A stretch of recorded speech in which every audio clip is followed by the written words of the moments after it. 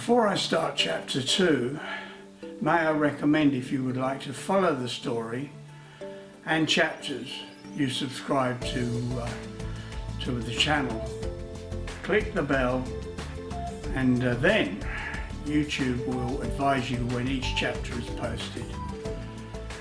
Now, to continue with the story. At the end of the first year in New Guinea, Jan was flown home to Sydney for a week's break as part of her employment deal. We had been in touch many times during the period she was away, and were both keen to meet up again when she was home. Then, to my disappointment, her new boyfriend decided to holiday at the same time, which I like to think wasn't Jan's idea. It meant we were only able to get one day together while the boyfriend was in Melbourne visiting his family. It included a very memorable night out. It was just like old times, but in reality, I knew it really wasn't. Luckily for me, my mind was fully occupied. It was only 2 weeks before we would set sail on what was to be a great adventure. On the morning of our departure, we left our berth at Northbridge and motored down Sydney Harbour, ready for the first opening of the Spit Bridge, and from there on to Balmoral Beach, where we moored at the wharf and met up with a photographer from the Sydney Morning Herald, who took our photograph, which was going to appear in the paper the next day with the story. At the wharf, we said goodbye to the friends who had gathered to see us off, and we motor sailed out towards the head. From there, we turned left or north, whichever way you'd like to look at it. It was blowing from the west, quite strong, maybe up to 20 knots. But that was fine, because with an offshore breeze, the seas stay rather calm and it's quite good sailing. This group of us, Ken, Hilary, Roz and myself, it was our first experience of sailing offshore, and it was going to be somewhat of a very exciting voyage. The first part of our voyage up the east coast, I will give you a brief discussion of the route and places we visited. Once you get further north, the east coast becomes alive and extremely interesting, and just a wonderful place to visit. It more or less, with the Barrier Reef, it starts at places like Lady Elliot and Lady Musgrave, and a little bit further on you've got Heron Island, and of course beyond there are Middle Percy, which I love, and then of course the Whitsundays, which for yachties is heaven. And it just really is a great place, and at that stage I will go into a lot more detail. Now, after leaving Sydney, we made good time with the westerly and the help of Angus, our self-steering vane. The self-steering vane turned out to be a very reliable and interesting part of our equipment. It was designed for us by Loch Crowther, and it never let us down as far as I remember. It was terrific, and in fact Loch Crowther and his son Brett many years later designed all my big sailing cats, which was the formation of our business, SailVenture Cruises. It was really an interesting. After leaving Sydney, we made good time with Angus. Now, by evening, we'd made good time, and the girls went down below and prepared our meal, which had been they'd pre-done before we got on board, and we had dinner, and then they cleared up, and the three, Ken, Hilary and Roz, decided they wanted to play cards down below. But I didn't join them. That's not really for me. I'm not into cards, and the other thing is, at that early stage of my sailing career, I used to get pretty seasick, especially if I went down below. So I didn't join them, but it was quite interesting that night because I was sitting on deck and we were making good time and cruising along about 6-7 knots for a little 30-foot boat. It was really good. So we were cruising along and all of a sudden I heard this whoosh over on for one side of the starboard side, and it turned out to be a whale that come up alongside us. And it's interesting with whales, when they give off this thrust you can smell it. It's very distinctive whale type smell. So I got all excited about the whale being alongside us. He wasn't going to do any damage, he wasn't going to harm us, but anyway, I called down below and said, come up, there's a whale up here. But nobody came up, they were too busy playing cards, and Ken just yelled back at me, oh, that's fine, but make sure he doesn't come down here.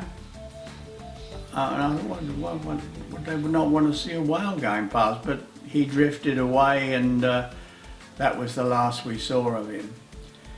Now the next morning, Wesley had died and we were still heading, at a good rate, although drifting more than we were before. And we'd actually found we'd covered over 170 nautical miles, which is a pretty good record. And we looked and we noticed ahead of us, we're about 2 miles offshore, and we noticed there was some sort of township on shore close by, and we decided it had to be Port Macquarie. So we thought, well, it's interesting. Hillary suggested, why don't we go in and have a visit? We had no intention of it. It's actually got quite a dangerous bar. It's got a reputation. But I said, well, there's no harm in looking. Let's go and have a look and see what it looks like. If it looks safe, well, then we'll have a go. But so we went in. You could clearly see the swell going in through. You went into the markers and you could see the entrance, and we decided to give it a go. And as we motored in, and well, we put the motor on with the sails, and we took control of it, and we headed right down the middle from the markers. The boat started to lift up on the waves and surf, and I was madly holding it, trying to keep it under control as it was coming from left to right. I thought, boy, and it just went on, and it went to turn, but I managed to pull it back, and we held the centre of the lane, and next thing, bang, we're in the Hastings River. It was all over, and we're in the Hastings River, and we spent a great couple of days there. The yacht club was a great host, and we really enjoyed it. The next port of call was to be Coffs Harbour, which is about 70 miles north, and it's got a very safe entrance and a great harbour. And then we spent 2 days there and had the same hospitality. It was really, it's a great place to stay. In fact, over the years, this is a long time ago, remember, this was 1968. Since then I've visited and been into Coffs Harbour many times, and it really is an interesting and a great safe place to go. You know, after 2 days we decided we would have a crack at Tweed Head. It was about 130 miles further on, with a sometimes dangerous bar. And as it turned out, the bar was no more difficult than the one at Port Macquarie. And we stayed there a few days, but and then moved on. Again, the yacht clubs are always great, and hospitality is always great for cruising yachts. Now, we decided that we'd been talking to people, and we decided to go up the Brisbane River, which means you had to get into Moreton Bay, and then you had to go to, it's quite a windy, long trip for a 30-foot catamaran or trimaran with an outboard as main propulsion. It's only 15 horsepower motor. But it sounded so great, it sounded good that you go up and go under the Story Bridge, and then there's botanical gardens, and in the botanical gardens there are piles which yachts are allowed to moor between, and we've been told it's good, so we thought we'd give it a go. Now the easy way to do that is to cross over the Southport Bar, and then you cut off going round the top of Moreton Island. But we had our doubts about this bar. We'd heard some really tricky things about the bar. Now, I should tell you at this stage that in 1968, none of the bars had been stabilised. I don't think they had anyway. None of them been stabilised. But now, if you go across any of the bars on the East Coast, it's relatively easy. And in fact, Southport is one of the best. As long as you line it up and you go in directly. If you think you're going to smart and you cut the corner off, quite a few boats, especially fishing boats, have come a cropper. But it is a very safe place. But we decided we wouldn't do that. We wouldn't take the risk. We would take the route up. It's only about, from Tweed Heads, it was about 70 miles. And then around the top of Moreton Island, which we did an overnight sail and arranged to be there the next morning, so that we did that part of it in daylight, and then cross Moreton Bay, up the river and under the Story Bridge. And we stayed at the Botanical Gardens, and we had a really interesting time there. It was really good fun because you got the city there, you got the beautiful Botanical Gardens, and I think we stayed there 3 days, and that was pretty good before we left and decided to head further north. After leaving Brisbane, or the Brisbane River, we sailed to Mooloolaba, where we spent one night before another overnight sail to Lady Musgrave Island. Now that was to be our first coral reef island. There's a coral reef surrounding the island and a lagoon in the middle, and access has been gained to the lagoon through a passage that was dredged in it some years ago, I'm not sure when. But it was interesting because we were able to motor through the passage, the channel, into the lagoon. And once you're in the lagoon, it's reasonably deep. There is pitted with coral bommies around, and there are birds everywhere, and the water is crystal clear. And that way we're able to motor and make our way through the bommies up towards the island. It's got a beautiful silvery sandy beach, and we're able to get very close with our shallow draft and being quite small boats. So we were able to get up there and drop anchor in not very deep water, birds everywhere, and it was just like paradise, and you felt that you'd never been anywhere like it. Of course, this east coast of Australia, on the Barrier Reef, has got loads of these type of islands and these type of reefs. It's just absolutely beautiful. And we spent 2 days there and really enjoyed ourselves. But only 40 miles north is quite a famous coral island called Heron Island, and that was a beautiful sail, so we sailed up to there, and again there's a passage into the reef. We were able to get in easily and really and in there, because it's a resort island and there's a resort and a scientific research centre there, we were able to get in easily, and there's quite a large wharf there for the visiting boats and access to the resort, and we were able to get in close to the beach, drop anchor again, and have another few days. And what was really these islands there, they're true paradise. You know, being a POM, and we don't get anything like that. We don't get that beautiful crystal clear water. We don't get coral reefs. So I was so keen to see all this, and I had seen it before on my trip around Australia, but this being in my own boat, and it was beautiful. So we stayed there for 2 days, had a really interesting time meeting people on the island, people who were staying at the resort, talked to the resort. They were very friendly.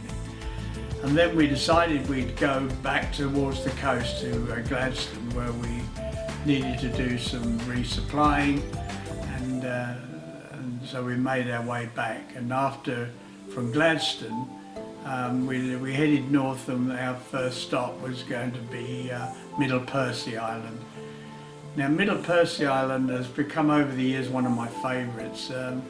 It's a beautiful island. It's a large island, and it's on the edge of the Whitsunday Islands, and it's really just a lovely place to go. It was run for many years by the White family, who made it incredibly friendly for yachties, and then taken over by Andy Martin.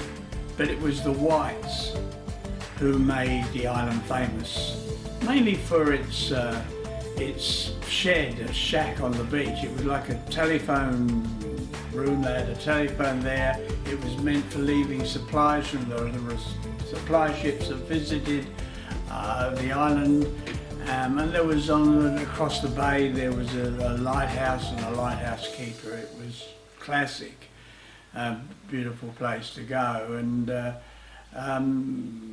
we really wanted to, it was a shame the Whites weren't there. We'd love to have met them because they had made it famous in all of my readings. It was interesting, but Andy was making a good job of it, and we decided that we would climb up, take the path up to the top of to the homestead and meet him, and he really was a character.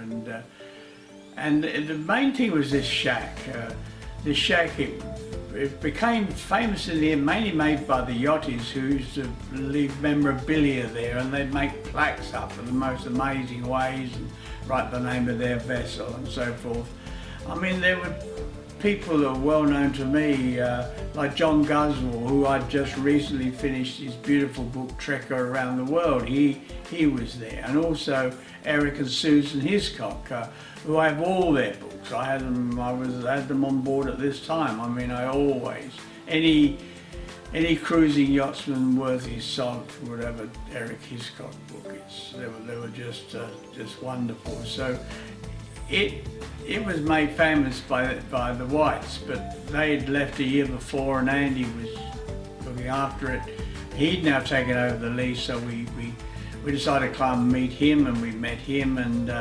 But we were down on the beach the next morning. There was a small sailboat was there when we arrived. It was about 22 feet long, and we happened to be on the beach, and we ran into this older fellow, and turned out he was Claude White. He was one of the White's children, the son, there were two sons and a daughter, and he was there. So we got chatting to Claude, and he and his brother and sister were living in Mackay, and he would sail over in this little 20-odd footer, the 60-odd nautical miles, whatever it was. He'd sail over, and he'd stay there for several days. So he never got over the years he spent in the island. So we learnt from him that his family were in Mackay, and he gave us the address, and we decided to phone them. We'd go to Mackay, we'd phone them and visit them. They were of such interest to you, and meeting Claude was great too. So